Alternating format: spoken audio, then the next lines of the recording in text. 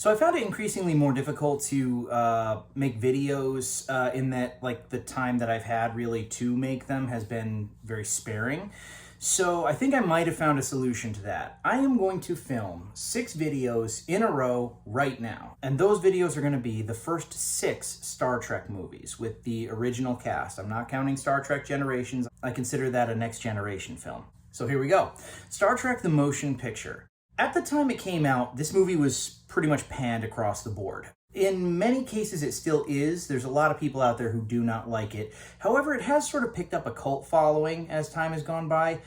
I'm gonna be real with you, I've never really had that much beef with this movie. You could say that it runs on like kind of a snail's pace. It is very clear that they were trying to sort of like imitate 2001: A Space Odyssey, which if you've watched the first season of this show, you know, unpopular opinion, I think that that is one of the most boring movies ever made.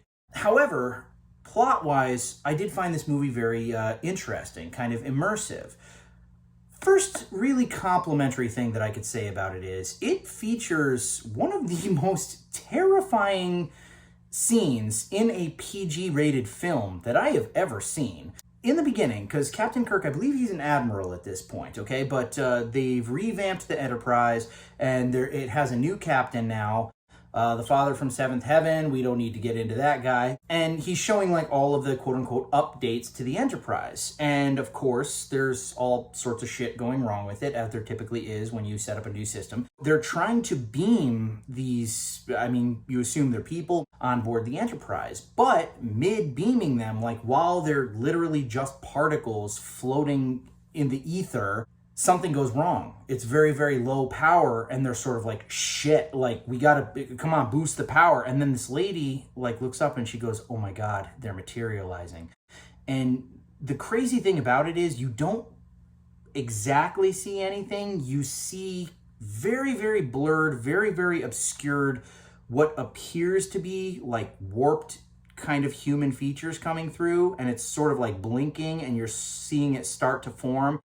And then you hear this like otherworldly like shriek, and then it just, everything shuts off. And then they basically they contact the station where they were being beamed from, and they're like, what happened? Did they make it back? And they basically said, what little made it back didn't live long. And it was just like, it really wasn't gory, but it was a very disturbing kind of scene, and it was very well directed, and I do appreciate that. That really kind of got under my skin. And as a fan of so many horror movies, that's not an easy feat. Now, the whole concept of this ginormous, godlike, who the hell knows what it is, V'ger.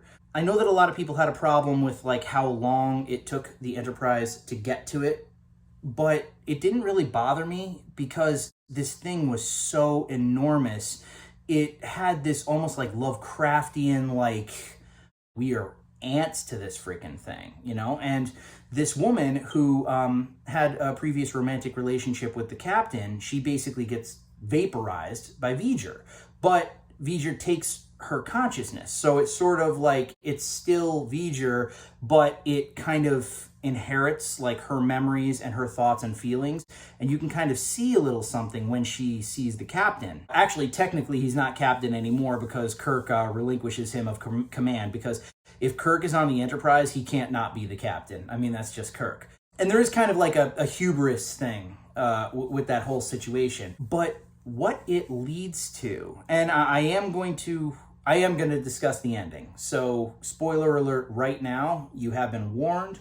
3, 2, 1. So, it turns out that V'ger is actually the Voyager that we sent into space, what, like 30 years ago, something like that? Maybe probably more shit, probably closer to 40 years ago now.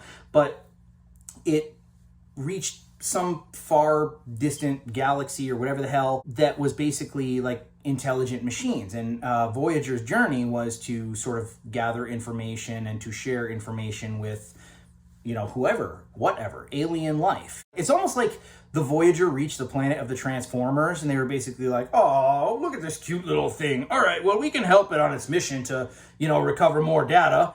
And so they turned it into this like hyper-intelligent supercomputer that went on to like conquer entire planets. But essentially, And the way the film concludes is that the captain sacrifices himself because he recognizes like the way that his former lover, or the V'ger version of his former lover, like kind of recognizes him.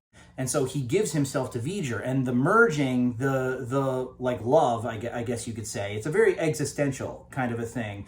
It unifies them, and V'ger suddenly understands life and basically just fucks off to another part of the universe. Personally, I mean, I actually thought it was pretty profound. I mean, could just be me. I can respect some people's opinion who think that it operates at a snail's pace. It kind of does.